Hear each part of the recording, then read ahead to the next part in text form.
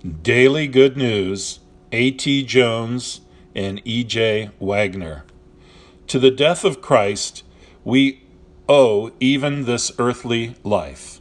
The bread we eat is the purchase of his broken body. The water we drink is bought by his spilled blood. Never one saint or sinner eats his daily food, but he is nourished by the body and blood of Christ. The cross of Calvary is stamped on every loaf. It is reflected in every water spring. Number 1.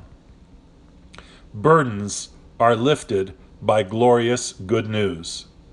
Come to me, all you who labor and are heavy laden, and I will give you rest. My yoke is easy, and my burden is light. Matthew 11:28 and 30. Under the reign of grace, it is just as easy to do right as under the reign of sin, it is easy to do wrong. This must be so, for if there is not more power in grace than there is in sin, there can be no salvation from sin. But there is salvation from sin, and no one who believes Christianity can deny this.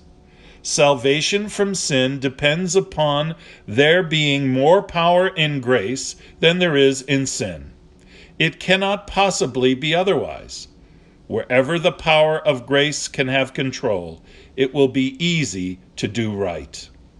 No one ever naturally found it difficult to do wrong, because man is naturally enslaved to the power of sin that is absolute in its reign. And so long as that power has sway, it is not only difficult, it is impossible to do the good that he knows, and that he would. But let a mightier power than that have sway, then it is not plain enough that it will be just as easy to serve the will of the mightier power as it was to serve the will of the other power when it reigned. But grace is not simply more powerful than is sin. If this were all, even then there would be good cheer to every sinner in the world. But there is much more power in grace than there is in sin. For where sin abounded, grace did much more abound. So there is much more hope for every sinner in the world. Whence comes grace? From God. Grace be unto you from God our Father and from the Lord Jesus Christ. Whence comes sin? From the devil, of course.